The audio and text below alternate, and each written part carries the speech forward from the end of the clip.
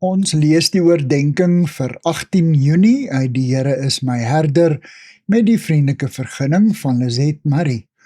Die opskrif vanoggend is kliptafels. Ons teksvers kom uit Eksodus 25 vers 16. Ek sal vir julle die 10 gebooie gee. Julle moet dit in die kus sit. Die verbondsark is spesifiek gemaak om die 2 plat klippe waarop die 10 gebooie geskryf was in te bære. Die kliptafels met die wette was dus 'n skriftelike getuienis of 'n kontrak van God se voorwaardes wat net so deur die volk aanvaar moes word. 'n Sigbare simbool van God se verbond met sy volk.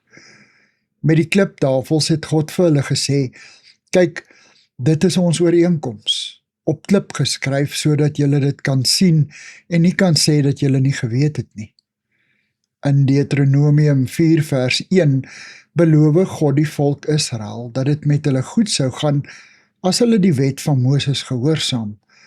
Julle moet daarvolgens lewe, dan sal julle die land binnegaan en in besit neem wat die Here die God van julle voorvaders vir julle sal gee. In Psalm 111 vers 8 sê die psalmis dat God se voorskrifte vir altyd geldig is. Dit geld dus ook vir ons. Ons kleer dit anders in, want ons omstandighede het verander. Ons word nie meer beveel om nie ons naaste se os of esel te begeer nie. Ook nie dat die vreemdeling in ons poorte nie op die Sabbat mag werk nie. Ons weet vandag wat die hart van die wet is, om die Here lief te hê en ons medemens soos onsself.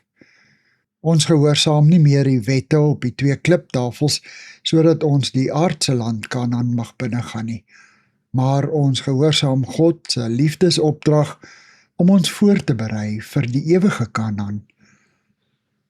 Here, dankie vir u liefdeswette. Amen.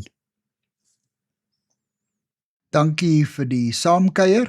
Ek deel Lizet se kontakbesonderhede in die inligtingsparagraaf van die kanaal. Daar is ook skakels na voorlesings van Lizet se ander publikasies wat hier beskikbaar is.